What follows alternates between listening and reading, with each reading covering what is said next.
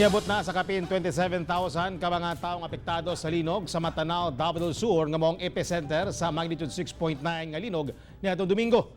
Atong siren update niini pinaagi ni Argel Relator live. Argel. Yes, sir, parayon ang panawagan karon og tabang sa mga apektadong residente dinhi sa Matanao, Davao del Sur.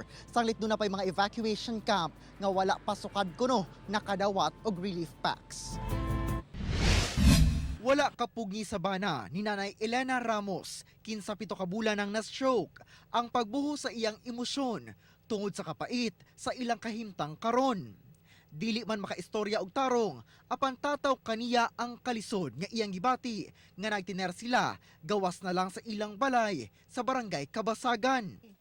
O gabi diha gipatulog sa sulod sa akong anak. Kay murag tugnaw gid kaayo gabi. Gisakitan sa pag-ayo si Tatay Omar, sanglit sa usalang kapamilok, nahugno ang iyang balay nga napundar. Una nakakrak na to sir atong una paglinog sir.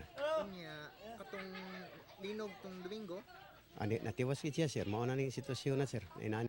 Ang silingang si Merla, wala man na unsang iyang balay, apan mas gipiling mag-tent na lang sa gawas. Mahalok man gud mi sir sa linog kay puti man kusuga. Nya mag safety na lang mi diri kay parang dili may maunsa. Nakatutok karon ang LGU sa pagplaster sa mga apektado ngadto sa mga evacuation center.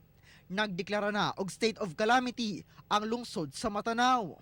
Kuyawan gyapon ang mga tawo nga mobalik sila mga balay. So muna nga among giproblemahan ang affected families nabot nag 13,000 ka buok. Mutabang sa bang MGB aron masigurong luwas ang himuong relocation site sa mga apektadong residente. Katong tanan affected sa earthquake, especially sa landslide, amo ato siyang ma-assess kay in case og naay further na kumulihok ba kung naay communities affected, at least maingon na to daan nga kailangan nila preemptive na evacuation daan. Text sa ulahing datos sikat sa Provincial Disaster Risk Reduction Management Office sa probinsya sa Davao del Sur, ana sa total nga 232,367 ang apektadong pamilya sa tibuok probinsya. 8 ang patay, samtang 139 ang injured.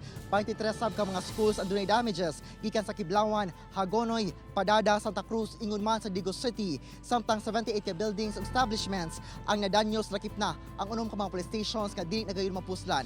Mga kapuso, ang inyong makita sa akong likod bao na ang Barangay Hall sa Barangay Poblasyon dinhi sa Matanao, Davao del Sur. Diin severely hit gayud siya sa nahitabong linog. Busa ang mga transaksyon karon sa barangay ana na lang sa tent kay Bungtar kilid sa naguba na nga Barangay Hall. Okay, daghang salamat Argel Relator.